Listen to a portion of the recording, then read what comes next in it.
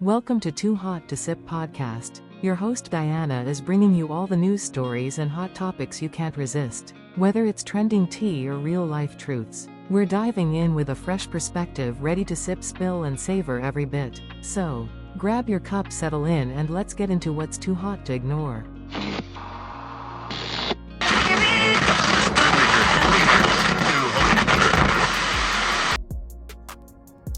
Hey, you guys. What is going on? I hope everyone is having a wonderful week and many blessings. But before we tune into today's episode, please do your girl a major favor, which is always free, and that is to subscribe, follow my podcast today. Okay? Help your girl, support your girl, so this podcast can continue to grow and bring in more wonderful people to the group so we can have amazing conversations, so we can go around the world and etc. Am I asking for too much? I don't know. But yeah. All right. See you guys soon.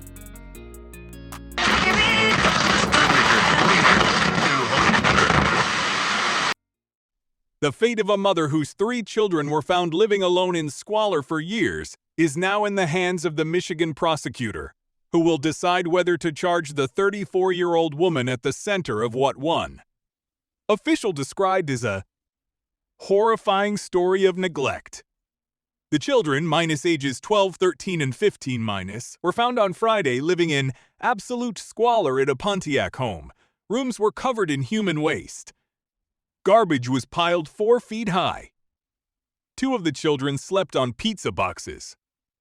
The children's toenails were so long that they struggled to walk.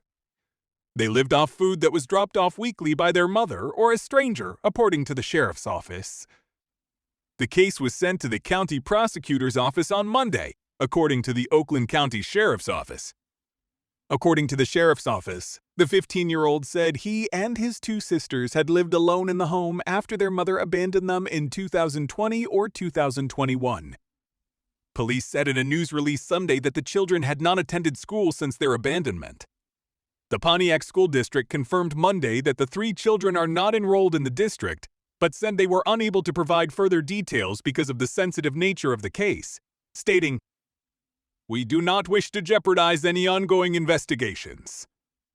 The Pontiac community has been shaken by the horrifying story of the 3 children who were discovered suffering from extreme neglect this past weekend, Pontiac School District Interim Superintendent Kimberly Leverett said in a statement. As a school district, we are working with the Oakland County Sheriff's Department to assist in any way we can. As educators, our hearts are breaking for these children and what they have endured over the past several years. The woman who was accused of abandoning her children at the home years ago was arrested Friday and is being held at the Oakland County Jail. Her name has not been released. Jeff Watrick, a spokesperson for the Oakland County Prosecutor's Office, said the office will not comment on the pending case until it has been reviewed and a charging decision has been made. The children, meanwhile, have been turned over to a relative via Child Protective Services. The Oakland County Sheriff's Office is collecting donations on their behalf, specifically asking for new or gently used clothes and shoes for a 15-year-old boy and 2 girls, ages 12 and 13. Police began investigating the case after receiving a tip from a landlord who said he had not received rent payments since October and had not heard from the mother since December. That sent investigators to the house on the 600 block of Lydia Lane, a quaint street of what appears to be well-kept townhomes. But inside one of the units, police discovered the unimaginable: children living alone among garbage, human waste, and mold, playing video games and living off food that was dropped off. Well, you guys. So after hearing this, I do want to put out that there have been a bit of an update, but we're going to talk about that at the end. But let me share my opinion about this whole 3 kids being abandoned in a apartment or townhouse. It looked like a townhouse for 4 years. Never stepping out, never interacting with other people or kids for 4 years. And the condition of the house being so bad that police officers and investigators had to put hazmat suit on to even go through the house to see the entire condition of the home. Yes, there have been 3 to 4 people that fail these kids. Now, I don't have kids on my own. I have my own fear regarding that, but that is something that I'm working through. But at the end of the day, I still have a heart and I am still human and I am empathetic, or what is it called? Empathetic, or I think it's empathetic to other people, and I sense the energy and I sense these things and it makes me feel for them. Right? And or empath. I think it's called empath. And for me to see 3 young kids, 3 young teenagers and almost preteen, to go through that is very heartbreaking. You know what I'm saying? And honestly, to tell me that, first of all, number one, the parents failed these kids. Not just the mom. The mom is the one that had the kids physically when she did. And then the father that was nowhere to be found. But there have been an update regarding that, so I will update you guys on the father part, because I know a lot of people's like, where the fuck is the father? Why the dad didn't do much to look at the kids, visit the kids, get the kids, etc., etc. I'll tell you that at the end. Then after that is the family of the parents. Both sides, not just the mother side, but both sides of the family. So the family on the mother side and the family on the father side failed them. Then the third is the neighbors. The neighbors. The neighbors failed these kids, because ain't no way that you're telling me for 4 years there have not been one particular neighbor that have in and out of that home. When I calculated her age, she had her first child that particular apartment 18 used to have kids 18, 19, right? And this is why I always state, people are not supposed to, number one, get married young. I'm sorry, in your 20s, you should not be trying to get married young. I understand that, yeah, you have your kids younger and you got, more energy, this and that. But baby, you could wait till the end of your 20s, 28, 29, to have a fucking child and be married. But your teenage years up to your mid-20s, you should not be trying to have kids. You should not be having sex unprotected. Number one, I don't care what a nigga say. Oh, it feel better without the plastic. And do you want a child? Are you going to, take care of this child and me? Are you going to be there for us both? Like, if you're not planning to do that and be serious, no, put that plastic on. And for the girls, as society always deemed that is a girl responsibility, go on and take birth control pills. Go on and take birth control pills. But do not try to have kids young, because why? You're not mentally ready for a child. I don't care what you say. You're not mentally, physically ready for a child, and you're not ready for that big of a responsibility. And then again, what are you going to teach your kids? What are you going to teach your kids?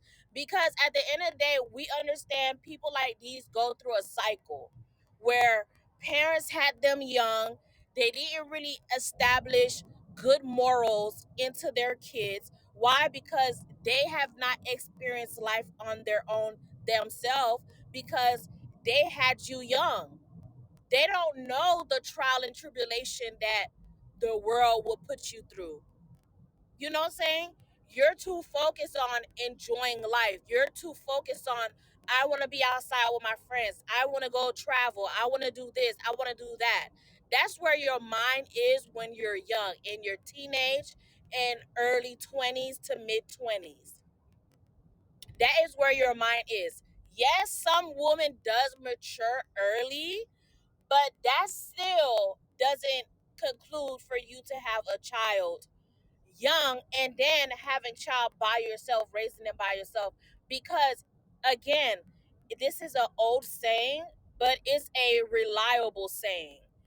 It takes a village to raise a child. And when they say a village, it start at home. It start with your family members from both sides. It start from school, because just like mom and dad is at work majority of their life, students, kids are at school majority of their life too. They're at school. So it takes a village to raise your child. So you have to think about that. If y'all not going to be married and be committed within each other and make sure that you two are going to raise this child and establish good morals for this child, so whenever this child grow up and have a family of its own, it can establish good morals onto their child. You know what I'm saying? Now, a lot of people sitting here saying, oh, they feel for the mother. I don't feel for the mother. I'm sorry. I don't feel for the mother. No one told you to open up your legs, right?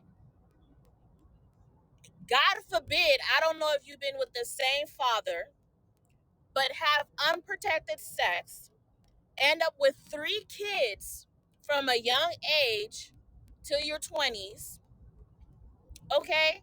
And you know you couldn't raise the kids on your own. You knew that. You couldn't raise the kids. Matter of fact, deep down inside, you probably didn't even want kids. But if you felt that way, instead of them treating them like how you did it, because not even animals get treated like that, child. Not even animals get treated like that. Yes, they get treated bad and horrible, and our hearts aches and cry because we seeing bones and skins, and they're ill, they got, diseases and all this stuff, and they're living in trash and chained up and whatever. But for kids, for humans to be doing that, and it's 10 times worse because it's young kids, that's ridiculous. If you felt like you could not take care of these kids, you should have brought them into a foster home so that someone with genuine love and care, because not everybody have that, genuine love and care, can take care of them kids. Or speak to your family and be like, look, y'all, I understand I have 3 kids, but I'm telling you, mentally, physically, spiritually, I can't do this anymore. One of your family member would took the kids in. One of them, I know one of them would. So we still don't understand how you even concluded to even do that. And with that being said, there was a press conference from the officer, the sheriff's department, and they kind of give a little bit more detail. The mother is in jail. She have a $250 million um, bond. excuse me. And if she's able to bail herself out, the judge had said that she is not allowed to communicate with any family members, any kids, no one. Um, and the sheriff had basically told us that since they got into kids, the kids are doing well as much as they can. Um, the community in Michigan, Pontiac, they have been donating clothes like crazy. A lot of people have come together, donated clothes, and they had to kind of tell the community to stop because it ended up being way too many clothes, um, clothes, shoes, and stuff like that, hygiene products, and etc. And they start doing like a donation like funds. Is not a what is it, GoFundMe. I think they have their own thing because GoFundMe will take a certain percentage, so they have their own website where people can donate, and 100% of the proceed will go to the kids. And what I like about this community is that instead of just gathering money and then giving it to the people that is watching the kids, what they are doing is they're looking for a attorney office to open a mutual fund. Very smart. I love this because again, we can't trust the family because where the fuck the family have been. But before I crash out, um to open a mutual fund so that all the money can go in there, so whenever the kids need to go see a doctor or school education or whatever, the family will have to communicate with the attorney, and again the attorney will check to make sure that what they're requesting is legal. They have to have the paperwork and everything requesting that what they need it for and etc, um so that the attorney can pay the bills for the kids, and then also separate some of the funds for education purposes, so if they choose to go to college or whatever, they have money to take care of themselves for a little bit until they get their footing in the world. And I fucking love that. I love it because at the end of the day, there's a lot of people that does gather donation and it goes straight to the family. And not trying to say the family, do stuff, but bitch, they do stuff. They take all the money for themselves and they forget about the kids. And they do like cheap little shit for the kids. This is very smart. This is a blueprint for any community within the United States that needs to follow this type of blueprint for kids that went through tragic things like that in their life, because the money is strictly going to the kids. It's not being filtered to the family or nothing like that. So, um I think that is wonderful. That is great. I wish I knew what the link was so I can also donate whatever I can. And if you guys do want to donate, I'll try my best to find a link, and I'll post it in the description. Y'all could decide if y'all want to donate or not and how much. But I would like to do that. I This really touched my heart and it sucks, right? Now let's move on to the father because they did ask like what happened to the dad, and come to find out, and this is something that they still need to verify completely, but apparently the father have been in jail all this time, and I believe he must have gotten out around 2022, and he tried to file um like shared custody so he's able to visit the kids and see the kids and etc, but I guess something happened where it didn't go through, and also the mom wouldn't agree, as well. So they still gonna verify that, but I feel like the father could have done more, bitch. I don't care what you had to do. Break the fucking law. You broke it before. That's why you went to prison. You break the law before, break the law again so you can see your child. I don't care if you had to stalk the mother to find out where they were staying so you can break into that house and see your kids. Bitch, do it. You already broke the law. Break it again to see your kids. When it comes to your kids, I don't care if you would have to do life in prison or whatever. But bitch, you need to take care of your kids 100%. And that's the type of person I am. When it comes to kids, even though I have my battles, okay, that's for a different time, a different story. I don't play about kids. You know what I'm saying? I don't play about kids. If I see anything that shuffle my feathers a little bit, I am going off. So I can only imagine if I'm going to protect my child, I'm straight going to prison. Or I'm dying. I'm literally dying for my kids. So I don't play that shit. And I feel like the father should have done the same. And come to the family, and I think and this is the mother side of the family.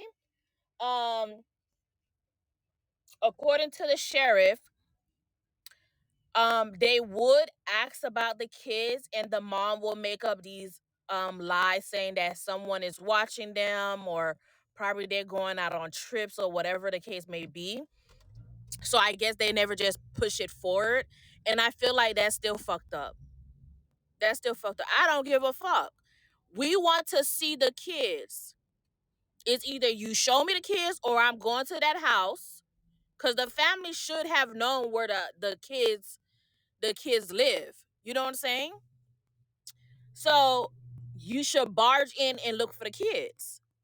Then when it came to like food being dropped off, what we found out is it wasn't the mom actually dropping off the food.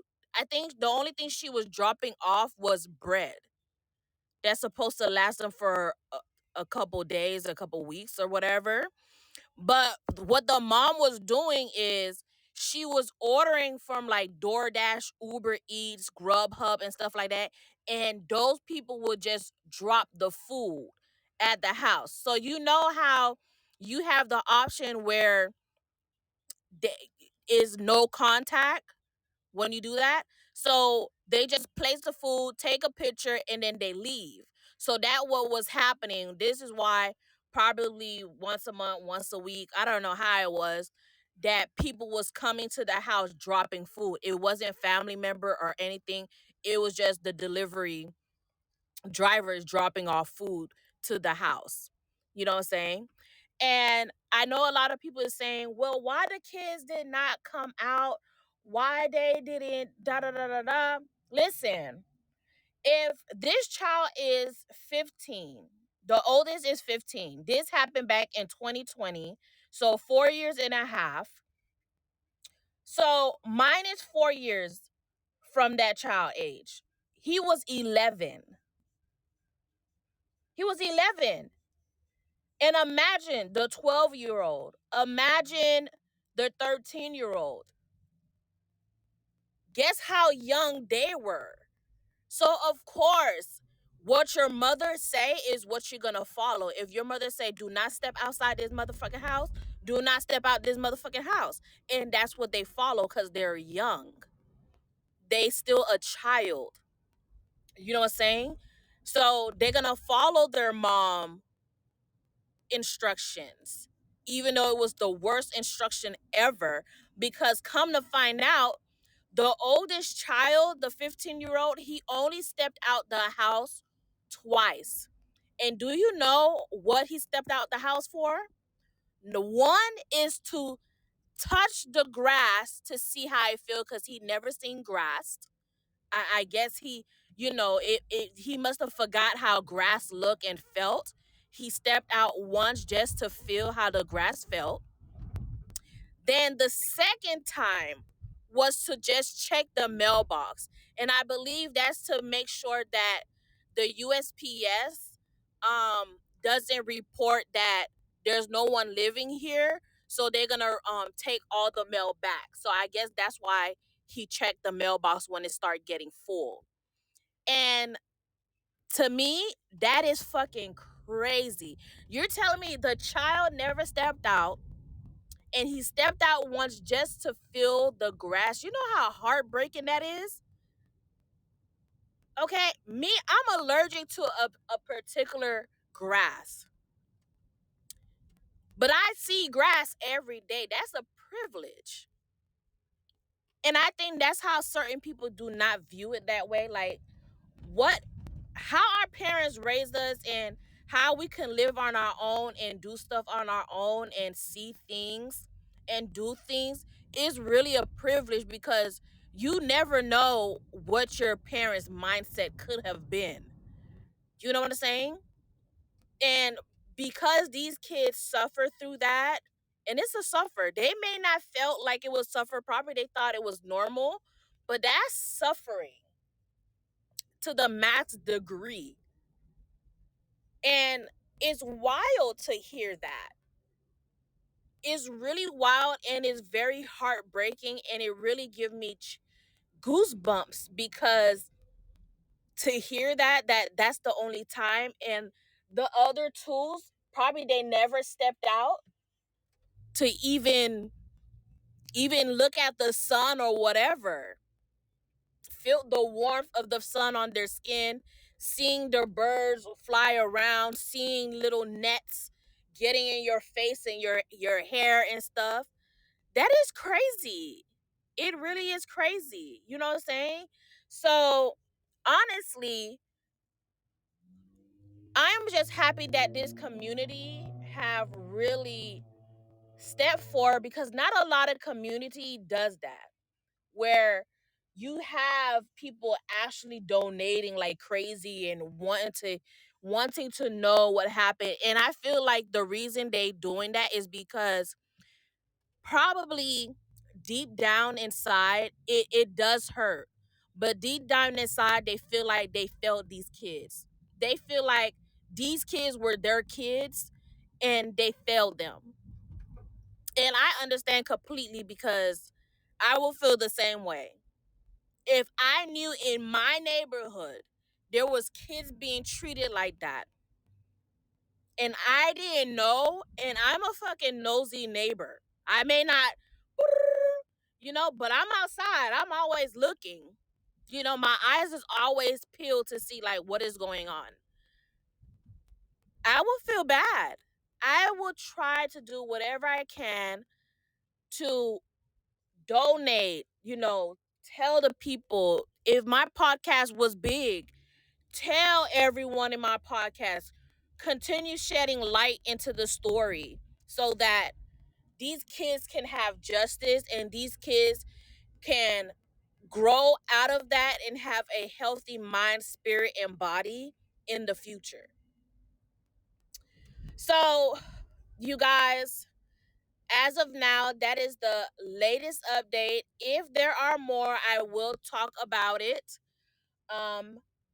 Regarding what they found out, why the mother had done it, what was her thinking process, what was she doing, and etc. And I will come back to you guys. Please leave y'all comments down below. Tell me what y'all think of this whole situation, because for me, this is wild, and yeah, it's too much. So, you guys, I see you guys later. Bye.